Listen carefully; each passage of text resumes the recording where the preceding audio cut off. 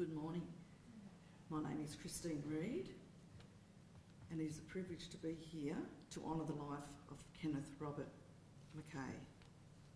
Kenneth was born in Melbourne on the 23rd of August 1933. Ken was a husband, a father, a grandfather, a great-grandfather and a friend. I'd like to express my sincere condolences to his wife Doreen and sons Ross and John and their families. Today we think of Ken's family and friends that are not here with us today due to the restrictions. We know they are here with us in spirit. It is an important day when we gather together to honour a life and mourn a loved one. But we're also here to celebrate a life. Time stands still for just a moment as we acknowledge that someone has touched our lives. He has left an imprint on our hearts. Ken has left this life, but his spirit and his living made a difference, and it will continue to do so. As long as each of you remember him in your hearts and carry the lessons of life that he taught, you now are the representatives and the ambassadors of Ken's legacy. He gave you wonderful gifts of kindness, graciousness, strength, acceptance, and love. Ken showed you how to live with challenges and struggles and how to survive. While not every moment was easy and not every moment is etched in gold, Ken gave each of you every inch of what he had to offer. He never held back and always tried to give his all. You are his future and his memories. Be kind and patient with one another. Allow each one of your family to experience grief in the way that fits them best. Now I'd like Ross to come forward and read the eulogy.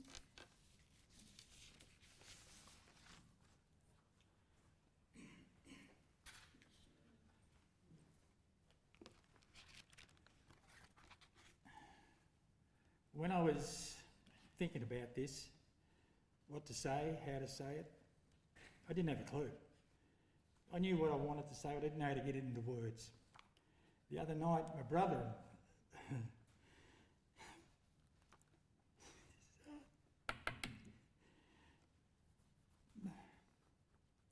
and I were going through the albums, the photo albums, and out fell this book, this exercise book, and it shouldn't have been there. When we packed Cora up, it wasn't in the box. I've opened it up, no writing, till I got to the front, and here's Dad's handwriting. And in it, he's written, I'm going to relate and read out to you what he's written in some parts. And it starts off with, this is a short version of my journey through life. I was born in Melbourne in 1933. We lived in Albert Park for 3 years.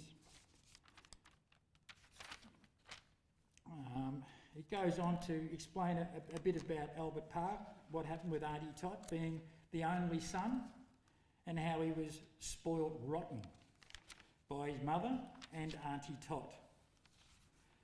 They moved out to East Bentley because of Dad's had respiratory problems. I never knew that. I know it now. He goes on here, and I've highlighted the bit. It says, I hated school from day one to the day I left. I was a slow learner. I loved sport. I went to Brighton Tech School and made it into the football team and the boxing team. I played in the under-18s and remember playing in the seniors for at least 5 games until I got dropped to allow a returned soldier to play in my place. I played cricket for Bentley Central when I was 16, and it's where I learned how to drink and smoke. He's pretty good. He did his apprenticeship as a plumber at Gill Brands, plumbing in Ormond, for 5 years, and in that time he met a lady by the name of Doreen at one of the local dances. She just turned 16 and he was 18. We went together on and off for about 5 years before we married. I worked for her father, building company, when I got my plumber's licence on the estate where we later built our home in Parkmore Road. I was called up into the National Service at that time at Puckapunyal Army Barracks in 1954 for 3 months. It turned out good for me. I won the lightweight division in boxing. I hadn't fought for 5 years. Boxing was a big thing in the army. After that, I hardly done any of the normal day-to-day duties. I had the sweetest job in the cookhouse and lived on steak and eggs and trained every day.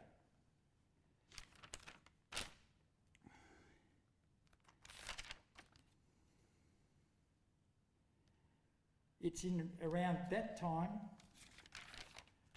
that I married Doreen at the Ormond Presbyterian Church on the 13th of August 1955. We spent a week in Sydney with Doreen's, and we ended up living with Doreen's parents until our new home was built in Parkmore Road. Dad was a husband to Doreen, married for 66 amazing years. He was father to John and myself, Pop to Melissa, Robert, Jessica and Cooper, and Grandpa to Macy and Bella. And whether you knew him as Kenneth, Ken, Pop, Macca, Slash, and on occasion some more colourful names that Mum called him when he was late home with the fish and chips on a Friday night, after he called in at the pub and had a few beers, he shouldn't have. Everyone who knew him had the same opinion of him, always quick with the one-liners, never backward and going forward, but at the same time was first to put his hand up to help. He gave a lot more than he got. He didn't know how to say no. Dad's love and passion, other than Mum and his family, was sport. From an early age, Dad had John and myself running around the football and cricket and basketball courts. Remember Dad taking us to training at the local footy club in our early days. Grandpa wasn't happy because it ended up being a Catholic football club. Over the years, Mum and Dad met a lot of friends and became very involved, to the point Dad became the president. Not bad for a Presbyterian to be a president in a Catholic football club. In the early 70s, Dad moved us to Gold Coast with best friends Don and Betty Armstrong. His love of sport continued with Coolangatta Footy Club. I remember one day we were playing Southport and there was a big bloke called Bill Ryan. He could just about block out the sun. Well, he's belted one of our little blokes, so I've decided to belt him. A bit of claret coming out of the nose, and next minute he's turned around and just smiled at me. I'm in trouble now. Next minute I hear Mum yelling, "Ken, Ken." I look over to the fence and here's Dad giving Mum his watch and he's jumping the fence. I'm going, this is going to be good. Luckily the umpires were close and they called it off. That's the part of Dad that I really loved about him. He was someone to look up to, someone to be admired, someone I could listen and talk to very easily. Dad and Mum lived to the fullest in life over the years, and it didn't slow down. From the life on the Gold Coast to travelling around parts of the world to going on cruises with their friends, life was never a dull moment. The times I spent with him in these last months, you could see the frustration in him. He couldn't say or do what he wanted, but he always managed to smile. You could see he was getting tired, and I believe he just wanted to be hanging up the boots and retire. I like to imagine right now that he's sitting up there in a bar stool somewhere with Donnie, Kenny, Gert, and some of his other mates and friends having a beer or two, talking and joking about the old times.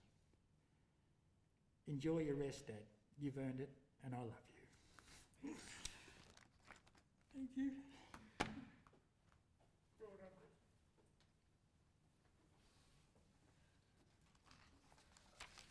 Thank you, Ross, for your lovely words. We're now going to have a reflection song, and I invite you all to come forward and to put your flowers onto the coffin. Thank you.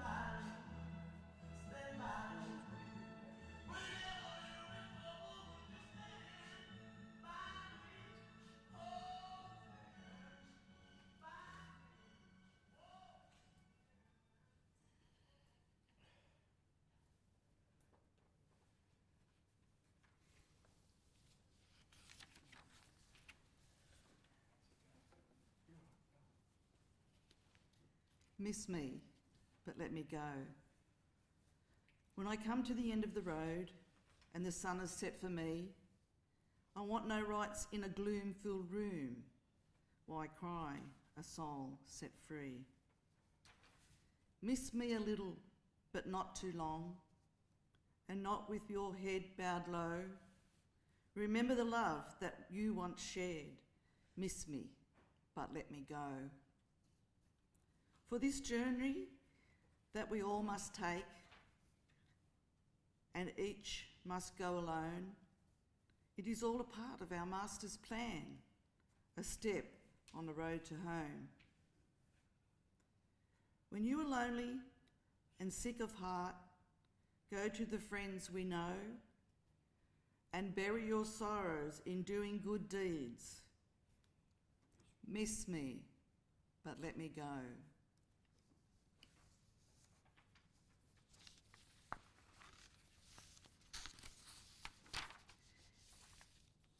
Accept your tears and expressions of loss.